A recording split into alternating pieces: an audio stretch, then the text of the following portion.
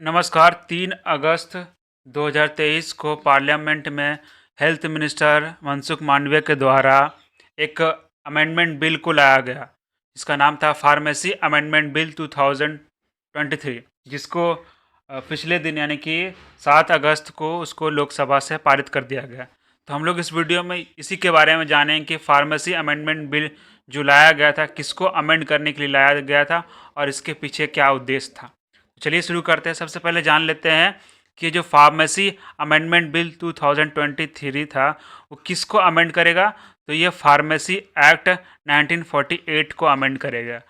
Pharmacy act 1948 है क्या? तो ये एक ऐसा एक्ट है जो भारत में जितना भी व्यक्ति हैं जो प्रोफेशन में प्रैक्टिस कर रहे हैं क्या एज ए फार्मेसी, ठीक है, यानी फार्मासिस्ट के रूप में जो प्रैक्टिस कर रहे हैं उनको रेगुलेट करता है ये एक्ट। फार्मेसी एक्ट 1948 जो है भारत में जितने भी फार्मासिस्ट हैं उनको रेगुलेट करता है और ये मैंडेट करता है कि भारत में पूरा नेशनल लेवल पे एक फार्मेसी काउंसिल ऑफ इंडिया होना चाहिए और साथ साथ हर राज्य में state pharmacy council of India होना चाहिए। और जो फार्मेसी एक्ट 1948 है इसके तहत ये भी कहा गया है कि भारत में कोई भी व्यक्ति अगर फार्मेसी को प्रैक्टिस करेगा उसको रजिस्टर होना अनिवार्य होगा। इस एक्ट में एक चैप्टर 4 है, चैप्टर 4 में के अकॉर्डिंग उसमें रजिस्टर होना अनिवार्य है। यह फार्मेसी एक्ट 1948 कहता है, ठीक है। तो ये और कोई भी व्यक्ति अगर इस फार्मेसी एक्ट के अंतर्गत बहुत सारे लॉ है उसको कोई ब्रीच करता हुआ पाया जाए तो उसको पेनाल्टी भी लग सकता है, इम्प्रिजनमेंट भी हो सकता है। और फिलहाल लेकिन कुछ बिल लाया गया संसद में इसी साल, जिसको जन विश्वास बिल भी कहा गया, जिसके अंतर्गत पेनाल्टी को मतलब जो इम्प्रिजनमेंट था उसको घटा दिया गया है। तो वो खैर हम लोग उसमें डिस्कस करेंगे। अब देखिए ये जो बिल लाया गया फार्मेसी एक्ट, जो फार्मेसी अमेंडमेंट बिल लाया गया वो अमेंड किसको करेगा? फार्मेसी एक्ट 1948 को अमेंड करेगा, वो पता है। अब देखिए इसको लाने के पीछे उद्देश्य क्या था। देखिए जम्मू एंड कश्मीर को लेकर विशेषकर ये लाया गया है, जम्मू एंड कश्मीर को ध्यान में रख के। जैसे कि जम्मू एंड कश्मीर के अंतर्गत जो भी फार्मेसी को प्रैक्टिस करते हैं उसको डील कौन करता था? जम्मू एंड कश्मीर के लिए एक अलग से एक्ट है, उसका नाम है Jammu and Kashmir pharmacy act 2011। ये एक्ट था। तो जम्मू कश्मीर में जितने व्यक्ति हैं जो फार्मेसी को प्रैक्टिस करते हैं उसको डील करता है। तो कुछ दिन पहले जम्मू एंड कश्मीर का रीऑर्गेनाइजेशन हुआ और जम्मू कश्मीर का जो 370 हटाया गया।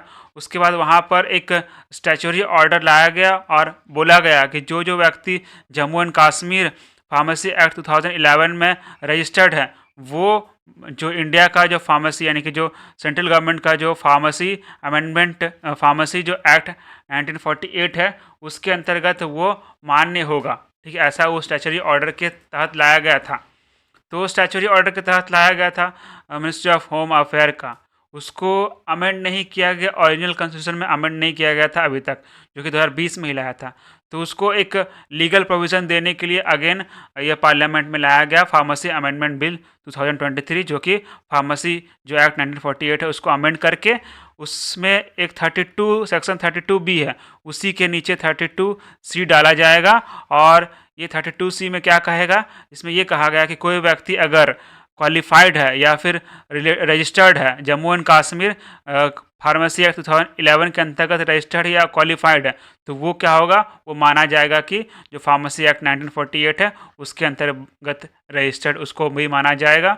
और कंडीशन क्या दिया गया कि वो एक्ट आने के 1 साल के भीतर उसको अप्लाई करना पड़ेगा और फ़ी देकर अप्लाई करना पड़ेगा। तो यही जो नया बिल है फार्मेसी अमेंडमेंट बिल, उसके पीछे यही उद्देश्य था। तो उम्मीद है आप लोगों को इस जो अमेंडमेंट बिल है उसके बारे में काफ़ी कुछ जानने को मिला होगा।